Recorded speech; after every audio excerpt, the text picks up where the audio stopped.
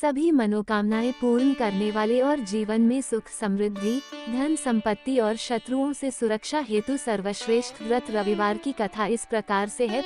प्राचीन काल में एक बुढ़िया रहती थी। वह नियमित रूप से रविवार का व्रत करती। रविवार के दिन सूर्योदय से पहले उठकर बुढ़िया स्नानादि से निवृत्त होकर आंगन को गोबर से लीपकर स्वच्छ करती।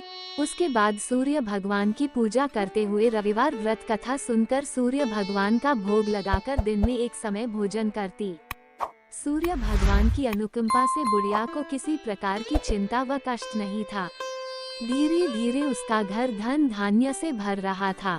उस बुढ़िया को सुखी होते देख उसकी पड़ोसन उससे बुरी तरह जलने लगी।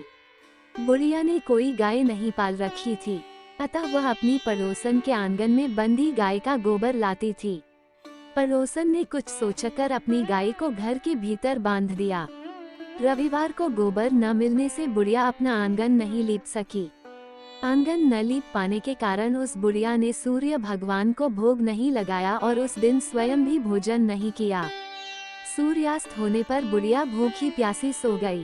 रात्रि में सूर्य भगवान ने उसे स्वप्न में दर्शन दिए और व्रत न करने तथा उन्हें भोग न लगाने का कारण पूछा।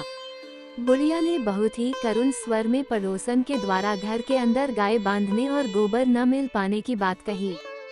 सूर्य भगवान ने अपनी अनन्य भक्त बुढ़िया की परेशानी का कारण जानकर उसके सब दुख दूर करते हुए कहा, हे माता, तुम प्रत्येक रविवार को मेरी पूजा और व्रत करती हो।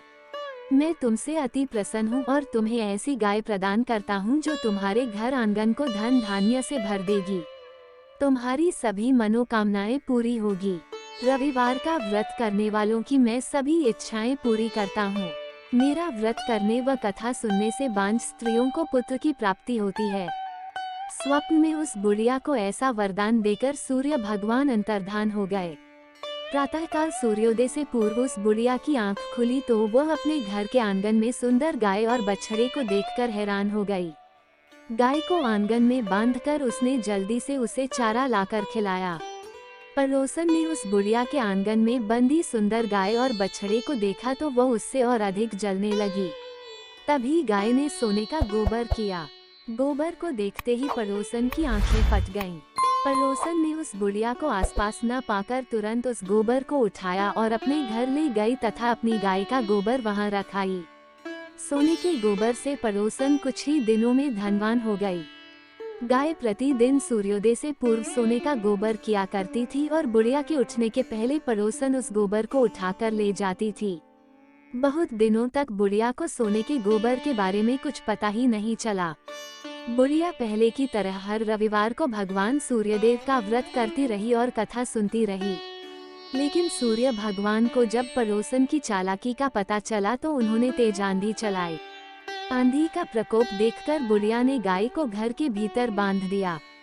सुबह उठकर बुढ़िया ने सोने का गोबर देखा, उसे बहुत आश्चर्य हुआ। उस दिन के बाद बुढ़िया गाय को घर के भीतर बांधने लगी। सोने के गोबर से बुढ़िया कुछ ही दिन में बहुत धनी हो गई। उस बुढ़िया के धनी होने से पड़ोसन बुरी तरह जल भूनकर राख हो गई और उसने अपने पति को समझा बुझाकर उस नगर के राजा के पास भेज दिया। राजा को जब बुढ़िया के पास सोने के गोबर देने वाली गाय के बारे में पता चला तो उसने अपने सैनिक भेजकर बुढ़िया की गाय लाने का आदेश दिया। सैनिक उस बुढ़िया के घर पहुँचे। उस समय बुढ़िया सूर्य भगवान को भोग लगाकर स्वयं भोजन ग्रहण करने वाली थी।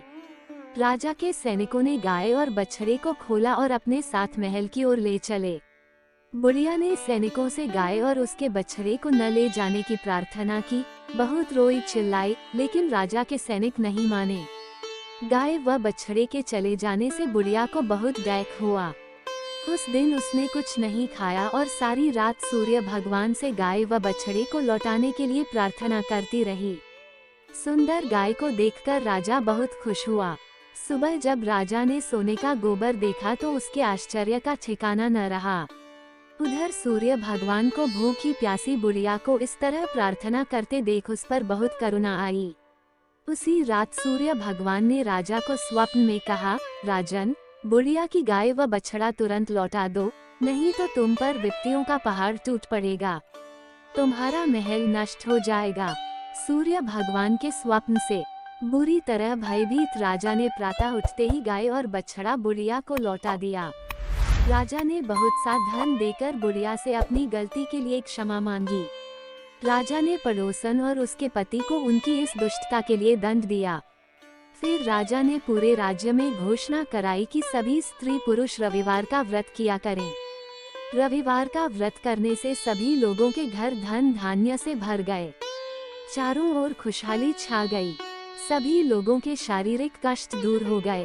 राज्य में सभी स्त्री पुरुष सुखी जीवन यापन करने लगे।